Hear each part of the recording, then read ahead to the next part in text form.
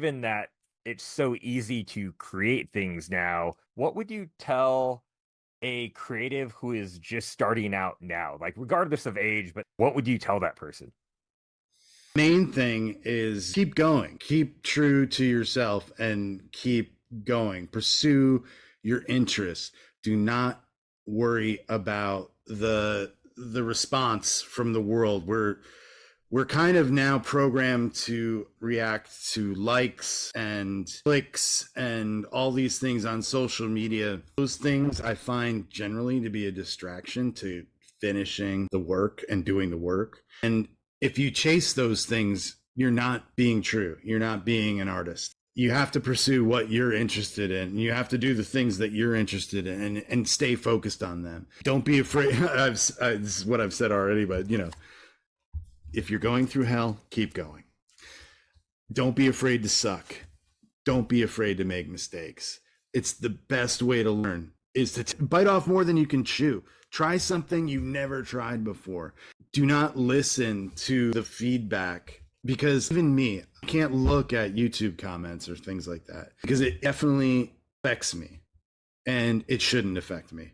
Like, it shouldn't affect any of us. Can't cater to the lowest common denominator in the world. And right now, a lot of people who can't do what you can do as a creative, as an artist, as a talent, they make up for that by trashing what you do and by belittling you. And they take some sort of joy from that in this current world that we live in, of this sort of social media quagmire. It's destructive. I think it's destructive to your creative spirit. And you need to nurture that spirit. If you do want to continue making art, and if you do want to do it regardless of the benefits or the fame or anything, because you can't do it for those reasons. Those are not real reasons to do. You're not doing art at that point. You're performing. You're just kind of delivering what you think people want. And that's not being an artist. That's not being creative. You have to create a space for yourself that you can just create and not worry about any of that stuff. It's very hard now, and there's a lot of pressure to, like, I think the third guy you interviewed on the episodes, he's talking about your brand and becoming a brand. I don't think that's necessarily that helpful, because if you're starting out, I don't know how helpful that is even once you're doing your own thing, sustaining, and you're kind of moving through your creative life, because I never thought about myself that way. And I think it would be a limitation to think of myself that way, because it puts me in these narrow corridors, just like listening to comments on YouTube, just like chasing likes or TikTok follows or other things. Those things are just walls that you're putting yourself into. Those things do not help your creativity. What helps your creativity is doing it and making things. And looking at the thing once you've made it and you've finished it, and you're like, wow, that came out great. Or I love that. Or like, that is not at all what I thought it was going to be, but well, it's kind of cool. I got to make another one. I'm going to make that one, that part of it better. And I'm going to do, like, you need to give yourself that space. You need to be in your crazy little cave, your madhouse cave, your Pee-wee's Playhouse of fun stuff that you love, that generates your creative spirit. Because I've come to guard that as very precious.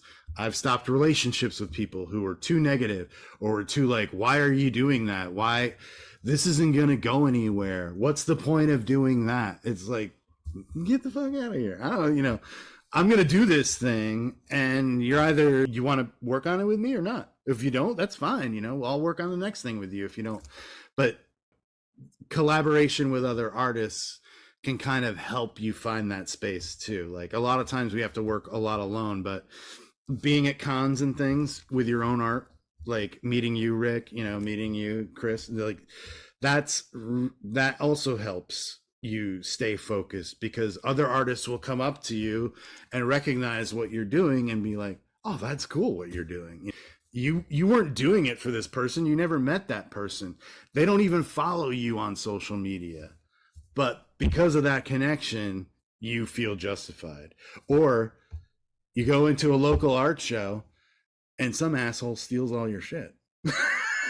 And then you're like, that is better than 1,000 likes on Instagram, right there. Somebody stole my shit. It must be good.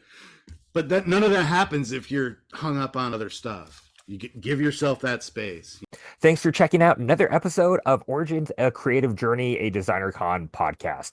Please follow and subscribe on whatever platform you're streaming this on, and check us out on Instagram at Origins, A Creative Journey. And if you have any suggestions or questions or comments, email us at deconpodcast@gmail.com.